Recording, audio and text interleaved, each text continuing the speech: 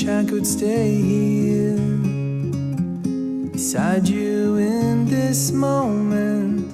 There's a future ahead of me, but the future can wait.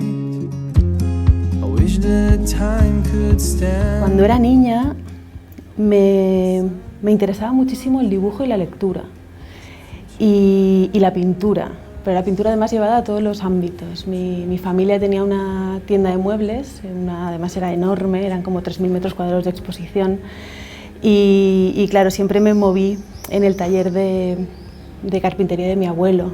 De hecho, aquí tengo su banco, tengo el banco de carpintero de mi abuelo. Eso quiere decir que estaba siempre entre botes, ¿no? Botes de pintura, botes de disolventes. Y a mí me gustaba mucho ver a mi abuelo encerrado en su mundo. Me daba la impresión de que era la única persona de mi familia que tenía algo muy precioso, que era bastante inaccesible, ¿no? Para mí mi abuelo era un modelo de buscar eso que ahora ya sé que se llama una habitación propia, ¿no? Ese lugar privado en el que una puede hacerse preguntas, puede desaparecer. Yo desaparecía con la pintura. Yo había pintado desde pequeñita y de hecho mi madre enseguida me apuntó a una academia de pintura en mi pueblo, en Villarreal. Fui cambiando de academias de pintura hasta que llegué a la academia de un pintor. Una aprendía a observar, a mirar, a entender los volúmenes, ¿no? a manosear un poco una técnica y luego otra, ¿no? a entender que eso que durante tanto tiempo yo pensé que era un pasatiempo, ¿no? Que era un hobby, ¿no? Que era algo a lo que yo no me podía dedicar, era un lugar reflexivo y estaba en el mismo lugar que la escritura, por ejemplo, ¿no? O que la música. Ese espacio necesario para el silencio me lo daba la pintura.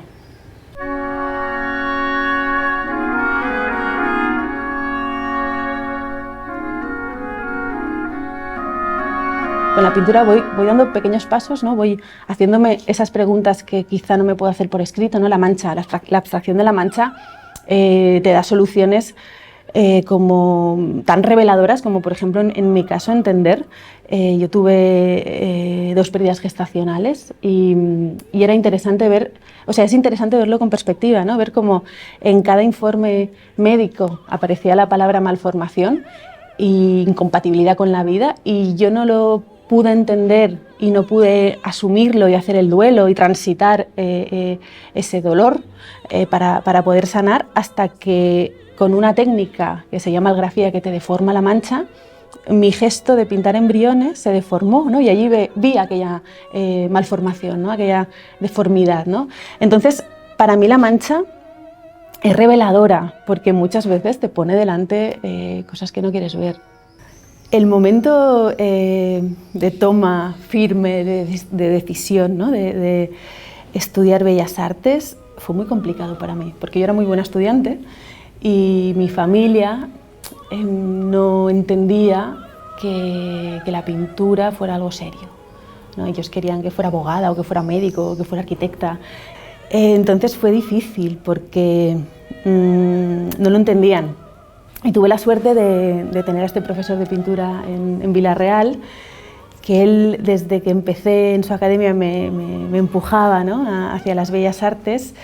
Yo le decía que yo no iba a hacer Bellas Artes, y el día que tuve que marcar la casilla de la carrera, que creo que teníamos 3 opciones o 4 opciones, no recuerdo, solo marqué Bellas Artes, ¿no? Me fui corriendo a la academia muy emocionada para explicárselo a Pepe Villot, y recuerdo que Pepe Villot lo vio en mi cara, o sea, no le tuve que decir nada, me dio un abrazo precioso y me dijo: tranquila, que yo se lo diré a tu madre.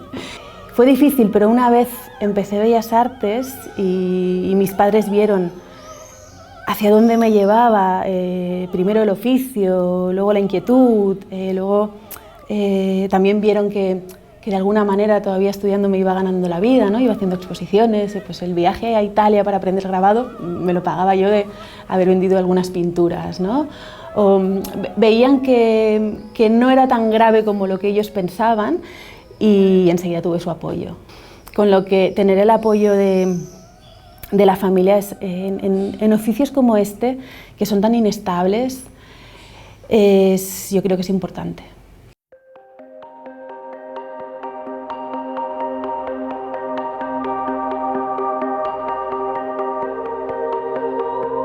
El primer dibujo que hice no lo recuerdo, pero sí la primera pintura al óleo. De hecho, el primer dibujo que hice, seguramente lo hice, o sea, el que debería recordar, lo hice con más niños. Y recuerdo el del niño de al lado, que dibujaba a mi padre y a mí me dio mucha envidia, ¿no? Que alguien se estuviera apropiando de la imagen de mi padre. La primera pintura fue un barco en un mar muy revuelto, lleno de marineros cabezones, que yo no sabía resolver. Y había una tempestad y se lo regalé a mi abuelo. Y durante muchos años mi abuelo lo tuvo colgando justamente al salir de su cocina. Y le tengo muchísimo cariño a ese cuadro, a pesar de que es terrible, es terrible. La lluvia la pintamos de blanco, o sea, fue un desastre. Pero sí, le tengo mucho cariño a esa primera pintura. Yo como artista o como autora, que prefiero esta palabra, me defino como pintora. De hecho, pienso que mi escritura es muy plástica, ¿no? Es muy pictórica. La ilustración es algo que me dio un altavoz, de alguna manera. Mi obra se hizo conocida a través de la ilustración, pero yo no ni he estudiado ilustración, ni me considero una buena ilustradora. Pienso que el trabajo de ilustración que hice tenía mucho que ver con lo que yo estaba sintiendo en ese momento y tuve la suerte de que llegaran propuestas que encajaban con lo que yo estaba haciendo. Pero no me considero buena ilustradora y no es algo que además yo haya cultivado en exceso, ¿no? Para mí la pintura es ese lugar de revelación, es ese lugar en el que desaparezco, ¿no? Es ese lugar que echo de menos cuando llevo demasiado tiempo lejos. Y pienso que la recupero cuando no puedo estar aquí físicamente pintando a través de la palabra. De hecho, los artículos que escribo siempre son sobre pintura, ¿no? Y hubo un tiempo en el que no pude tener un espacio físico para pintar y sentía que gracias a la escritura mi pintura iba evolucionando, ¿no? Y fue así, porque cuando pude volver a pintar vi todos esos pasitos que fui dando con la palabra. Pienso que tiene mucho más que ver, en mi caso, la pintura y la palabra, que la pintura y la ilustración, o incluso me atrevería a decir que la pintura y la fotografía, ¿no? La pintura y la palabra las trabajo desde un sitio muy similar, entiendo los procesos desde sitios muy similares. Para mí las disciplinas se necesitan las unas a las otras. De hecho, yo creo que pinto mejor desde que escribo más, ¿no? Desde que puedo aplicar a mi pintura la abstracción que me da la palabra, ¿no? Y pienso que escribo mejor también cuando entiendo lo que quiero contar a través de una obra pictórica, ¿no? Lo que decía antes de esa abstracción de la mancha. O sea, yo no puedo hablar de una malformación en la que necesito ahondar también a nivel literario si no la he visto primero representada pictóricamente, ¿no? Plásticamente. En mi caso como autora se alimentan y creo que se benefician.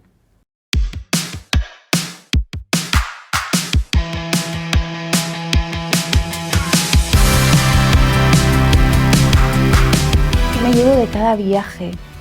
De cada viaje me llevo algo muy bonito que Chirues escribe muy bien en un libro que yo ya no sé la de veces que he leído y la de veces que he recomendado y la de veces que he paseado por el mundo, sobre todo cuando viajo por países que están cerca del Mediterráneo, que justamente se titula Mediterráneos, ¿no?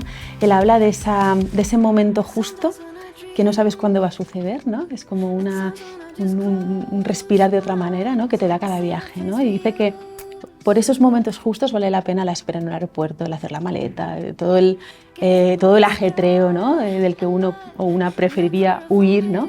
Pero de repente estás, por ejemplo, en la explanada de las mezquitas y entiendes lo terrible, pero no lo que ya sabías de lo terrible de una religión, sino que lo vives en tu carne, ¿no? Y acabas yéndote a otro sitio mucho más bueno, ¿no? Hablo de este momento porque es el que acabo de vivir, ¿no? Pero hace un par de semanas en Pompeya, ¿no? Viendo una mancha en un muro, ¿no? Hecha hace más de 2000 años, que tiene mucho más de actual que muchas de las imágenes que estamos consumiendo. Odio este verbo, pero creo que al hablar de inmediatez y de redes sociales viene muy bien el verbo consumir.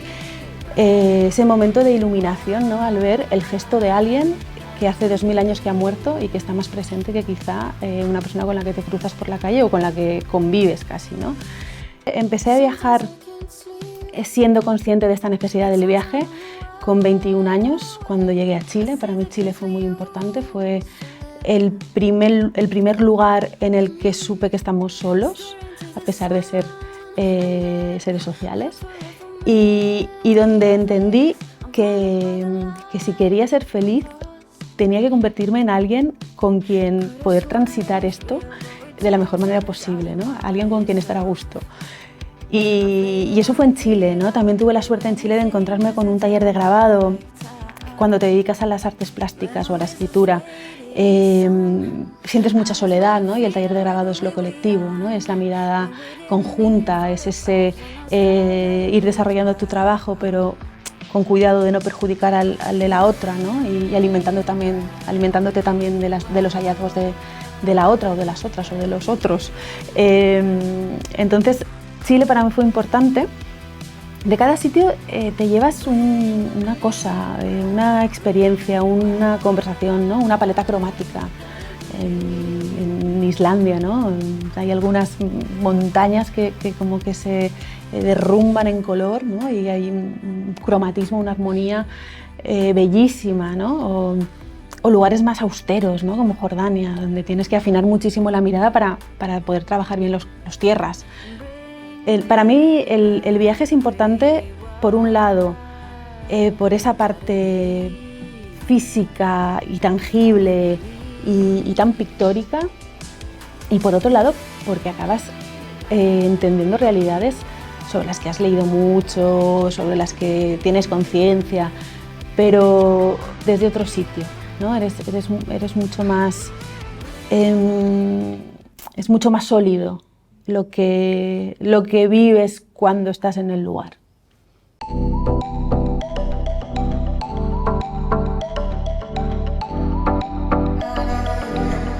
En España he viajado muchísimo en tren y de hecho es el medio de transporte que más uso. Me gusta ese tiempo lento, ¿no? Y me gusta quedarme sin batería en el móvil.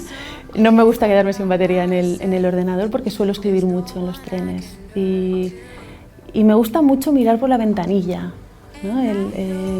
Cuando paso por Los Monegros siempre hay algo como muy espiritual, ¿no? Y muy emocionante y muy de entender el paisaje, ¿no? De entender que muchas veces la belleza no está en el exceso, ¿no? O en los fuegos artificiales, sino que está en la austeridad.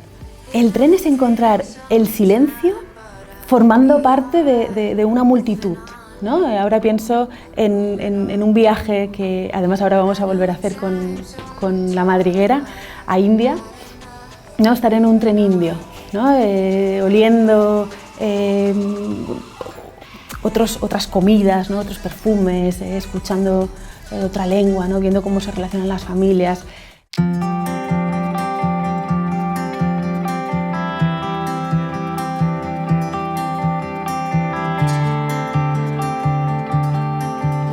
Cuando una piensa en su trabajo y en lo que está intentando hacer con él y hacia dónde se dirige, creo que se está poniendo trabas, ¿no? Porque creo que puedes abordar así el trabajo pasado, ¿no? Yo ahora soy muy consciente de que con mis trabajos anteriores, con la anguila, por ejemplo, o con roedores cuerpo de embarazadas en embrión, evidentemente había una lucha política que no podía disimularse de ninguna de las maneras, ¿no? También he de decir que pienso que todo trabajo artístico se posiciona políticamente, hasta aquel que dice que no se está posicionando desde el peor lugar, a mi parecer. Con lo que yo puedo abordar mi trabajo anterior y saber qué es lo que he hecho, ¿no? Pero durante el proceso pienso que es más importante preocuparse de lo que está sucediendo y de esa búsqueda individual que estar pendiente de cómo lo voy a explicar, ¿no? O de cómo se va a recibir. Yo pienso que si alguien está creando ya pensando en cómo se va a recibir o en qué va a pensar esta persona o esta otra o los medios de comunicación o si me van a hacer más caso, no es un autor, no es una autora, es alguien que quiere que le hagan caso, ¿no? No veo la verdad que encuentro en la obra de los autores y las autoras que sé que están por esa obra, no por los temas que están de actualidad, ¿no? o por ser más complacientes o por hacer algo que los coloque en un lugar con un altavoz más grande, ¿no? Con lo que la respuesta pienso que es que no lo sé y que eso es lo interesante, ¿no? No saber qué va a suceder. Y también que si una tiene en cuenta al público, está poniendo el mayor obstáculo que existe entre ella y su obra, ¿no? Y, ostras, cuando estás trabajando en algo que te emociona o que te apasiona o que te pone ese espejo que te incomoda, esa fusión con lo que estás haciendo, romperla, yo lo considero que es algo de casi de suicida, ¿no? Pues muy pocas personas pueden llegar a ese lugar, ¿no? John Berger lo explica súper bien, ¿no? Tienes que enamorarte del referente, ¿no? Tienes que fundirte con el referente, aunque el referente sea una figura o esta mesa que está llena de botes de cristal, ¿no? Él habla de un estante lleno de medicinas. Ese punto de encuentro entre lo que tú haces y lo que sucede y qué provoca lo que sucede, o sea, el referente, es algo muy difícil de explicar, ¿no? Y, ostras, romper eso es muy duro, o sea, romper eso por lo que puedan pensar los otros de ti es muy duro.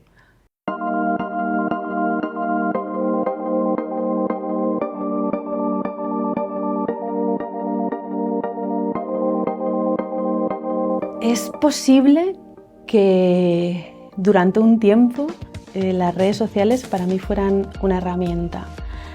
Hace ya 3 años que intento dejarlas en un lugar alejado de quién soy, de qué estoy haciendo y de por qué trabajo.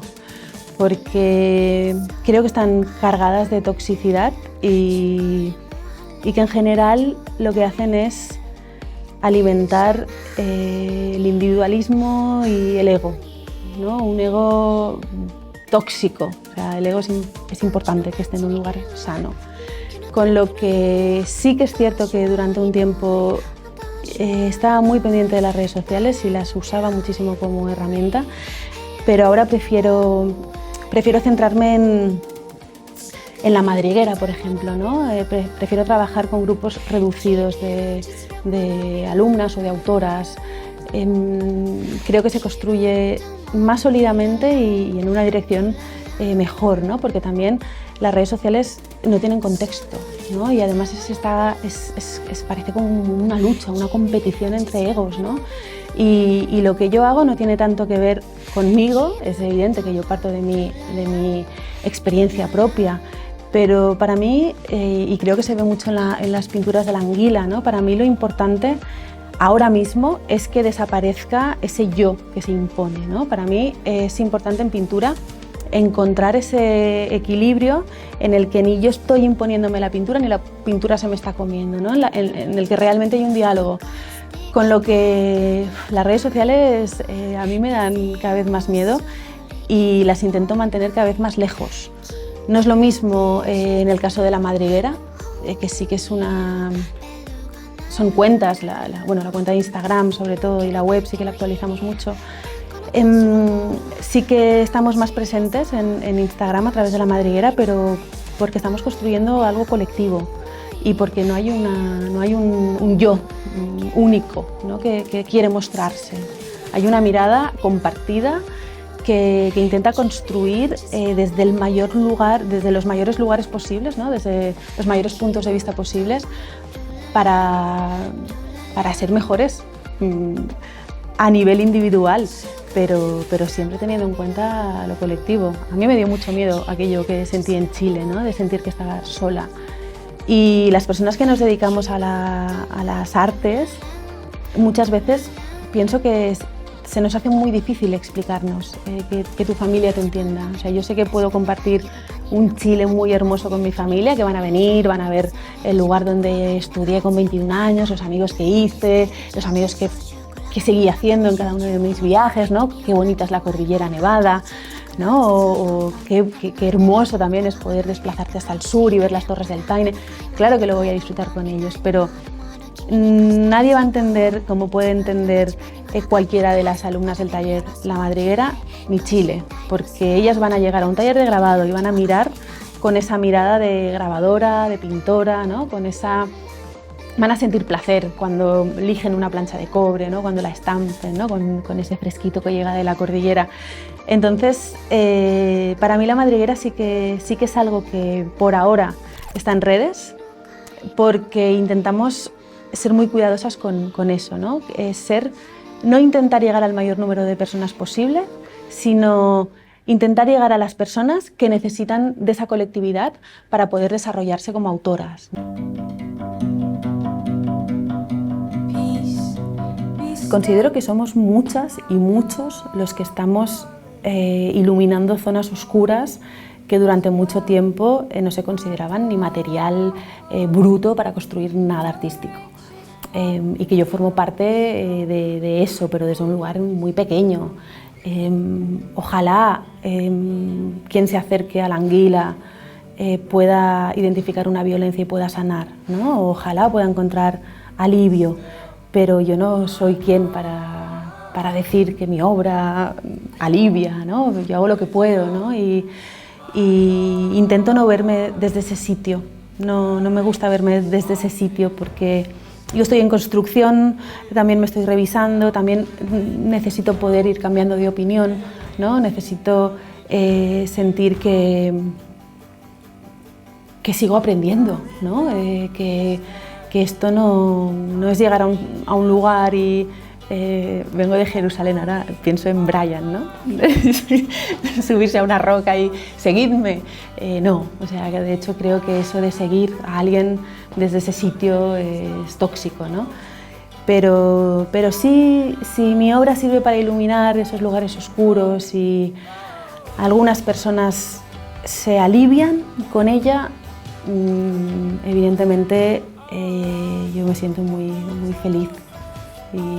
Y da más sentido también a lo que hago.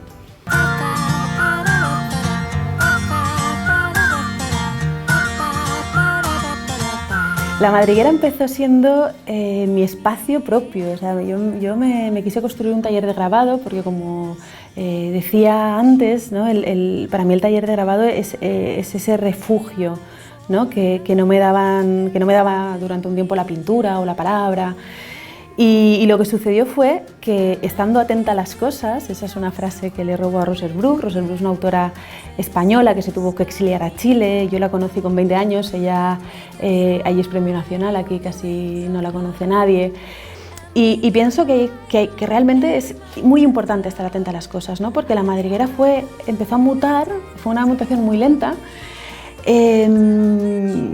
Vino Aitor Saraiva desde Madrid y se instaló conmigo en La Madriguera. Al cabo de medio año se volvió a Madrid porque él es muy madrileño y Barcelona no le acababa de encajar. Me quedé yo al mando de aquella madriguera que nombró Aitor Saraiva, el nombre lo puso él, no lo puse yo. Y de repente acabó convirtiéndose en el refugio de muchas, que cada vez se está haciendo más grande y más sólido, como te decía, muy poco a poco, que creo que eso es importante, y donde cada vez tienen cabida más mujeres.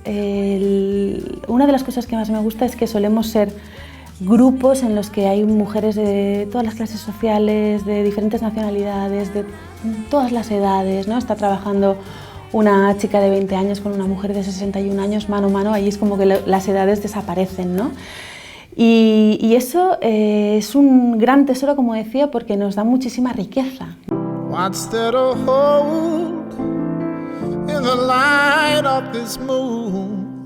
pintura es una búsqueda.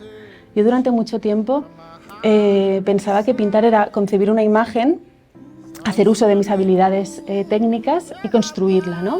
Y a medida que he ido pintando y también gracias a estos viajes, ¿no? En los que pintas en un lugar incómodo, o sea, no estás en un taller con unas telas de lino, ¿no? Y unos óleos de calidad, ¿no? Estás con una libreta sentada en un escalón, ¿no? O sentada en el suelo directamente. Y todo esto no me hace sino subrayar el haber entendido que ojalá no llegue nunca a saber qué quiero resolver con mi pintura. Para mí la pintura es ese espejo que te coloca delante realidades que muchas veces te cuesta mirar. So I can feel your